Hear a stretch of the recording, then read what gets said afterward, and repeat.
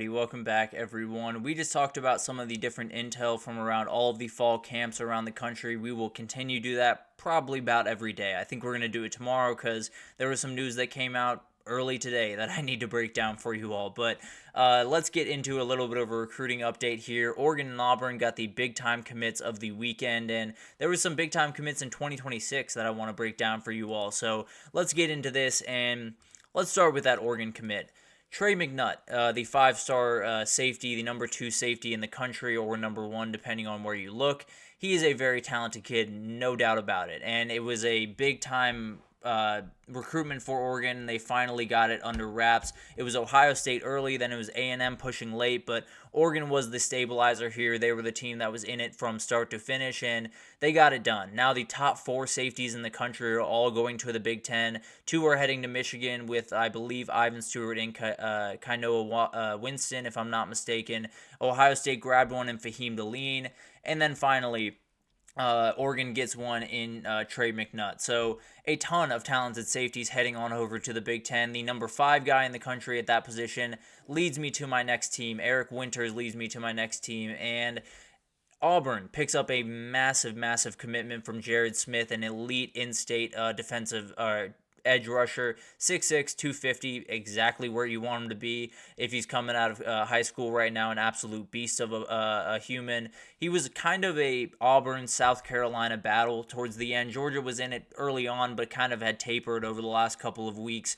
And Auburn's just on a ridiculous run. There's no two ways about that. They are locking down Alabama in a way that I haven't seen in my lifetime, if I'm being totally honest, at least since I've been really following recruiting.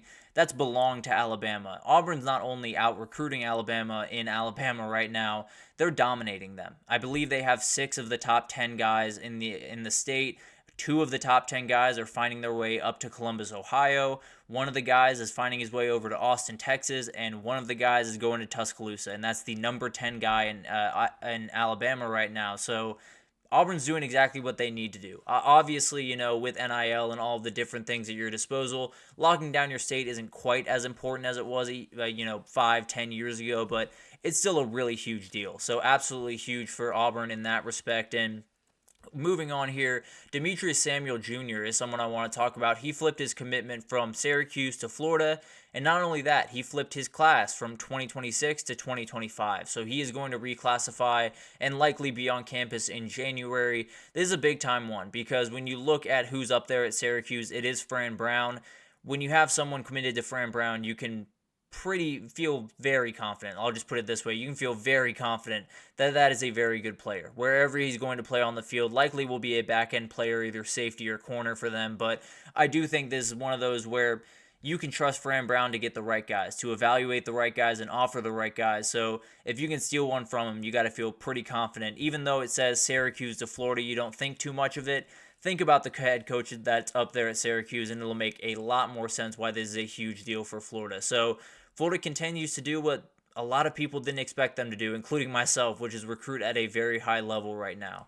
Jaden Breaker is someone I want to talk about. He flipped his commitment from South Carolina to LSU this past weekend. He's from Snellville, Georgia, 6'3", 217, just a really good size for a linebacker, and had been committed to South Carolina for about a month. So might want to watch this one a little bit. There's a possibility for another flip at some point, but overall he is LSU's right now, and that's a huge win. LSU continues to prioritize the side of the ball that they very much need to on the defensive side, and it'll be really interesting to watch this develop, but you need that guy in the middle of your defense. Once Harold Perkins leaves, you need that linebacker to step in and play a big role. Maybe it's this guy right here. So definitely a big-time pickup there. Staying in the linebacker world, Jaden Perlette is absolutely someone I want to talk about. He flipped his commitment from Georgia to USC. This was one that, frankly, he was not committed to Georgia for quite some time. Now, he was committed technically, but there were a lot of people around the Bulldog program that said, it's happening. We don't know what team, we don't know when, but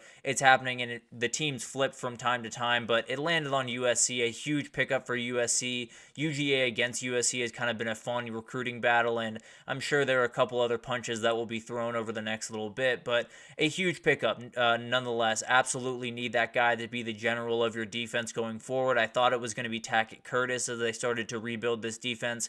He found his way over over to Wisconsin. So now you need a new guy, and it's going to take a little bit of time to build out the talent level, but this is a huge addition nonetheless, and absolutely one that they needed. Darian Smith is someone I want to talk about, and a really talented defensive lineman that is committed to Tennessee. 6'3", 270 defensive lineman out of Maryland, out of Baltimore. He picked Tennessee over Ohio State and Maryland. Elite run for Tennessee on the recruiting trail, especially on that defensive side of the ball. They were putting in work, and everything is going the way that they need it to go. There are so many things at Tennessee that just haven't been the way that they should have been over the last couple of years, talent acquisition being probably the main among them. That's no longer the case. They are beating out Ohio States for these kids. They are beating out Alabama. They are beating out Georgia and Texas. So they're doing the things that they have to do. And they're building a really, really special thing in Knoxville. When it blows up, I don't know, but a lot of things are going right. I can promise you that. And then 4-star wide receiver Kobe Howard. He is committed to Penn State, someone they needed.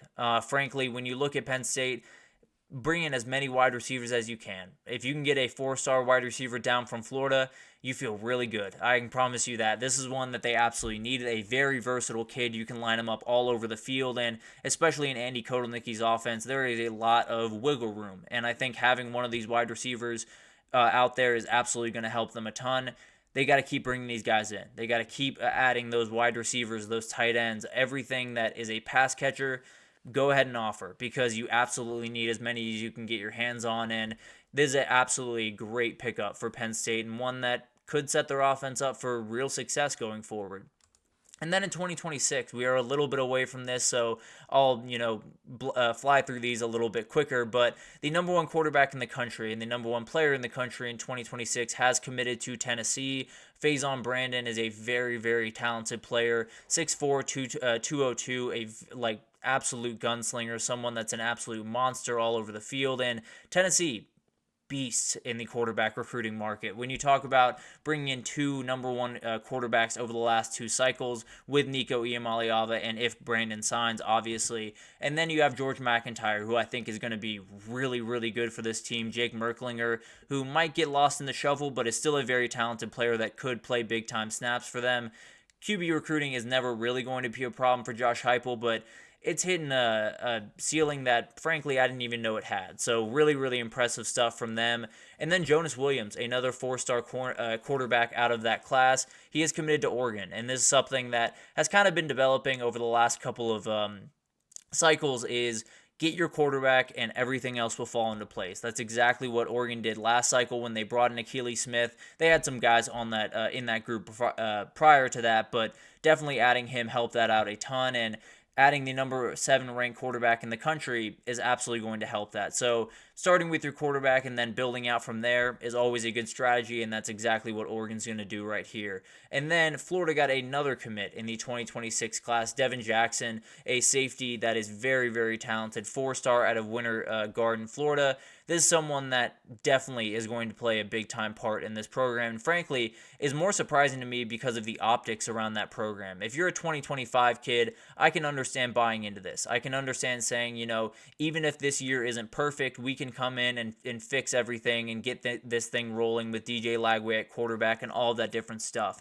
A 2026 kid committing this early is very interesting to me, because it just proves that Florida is getting really good at selling whatever is in that building compared to what we think is in that building. So I think the perception around Florida is totally different than what everyone in that building feels, and it'll be really interesting to see that one develop. But obviously, this is one that will likely be defined by what happens on the field for Florida. So it'll be interesting to watch that class 2025 and 2026 develop over this upcoming year. But now I want to get into some scheduled commitments, and we'll start with Khalil Lockett. He is committing on Wednesday at 1 p.m. Eastern Time. Number 3 wide receiver in the country, according to On3, a very, very talented kid.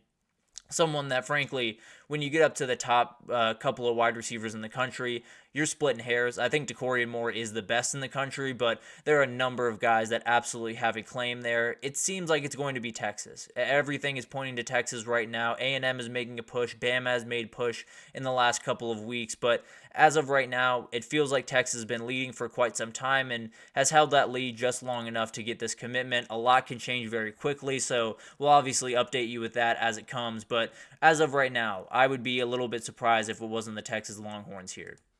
Jonte Gilbert is someone I want to talk about, a four-star corner out of Douglas High School in Atlanta, Georgia. He's going to commit on Saturday at 3 p.m. and a very, very talented kid. It sounds like NC State and UCF are the teams to beat here. It sounds like those are the teams that everyone is watching right now, and frankly, I would lean towards NC State, but UCF is doing incredible things on the recruiting trail and definitely is someone to worry about. The other team to worry about is Georgia. They're going to have to worry about that in-state school that if Georgia comes around and, really goes after this kid, I would not be too surprised if he flipped that direction. As of right now, I would lean NC State or UCF, but UGA is sitting right there, and that's probably the worst team that you'd want to be sitting on the outskirts of your recruitment because in the drop of a hat, they can make some noise and get a commitment from this kid. But the final one I want to talk about stays in the state of Georgia. Josh Petty is a top offensive tackle in this class, a five-star that is set to commit a week from today, actually, at noon on next Monday, and we'll obviously update you when we get there. But this one's getting really interesting. Georgia Tech is picking up a ton of steam here, and this one is really, really weird because Florida State felt very confident about where they were at for the vast majority of this recruitment. And then Josh Petty went on a recruitment visit to Georgia Tech, I think about 2 or 3 weeks ago, and a lot of things changed. The way that everyone was talking about this recruitment wasn't, Georgia Tech is in it. They have a shot to possibly win it if they get in the back door. To Georgia Tech might be the favorite in this recruitment right now, which would be absolutely insane. They added the number 10 offensive tackle in the country, Demola Ajidahun. Demola Ajidahun, the number 10 offensive tackle in the country. They added him, a great addition.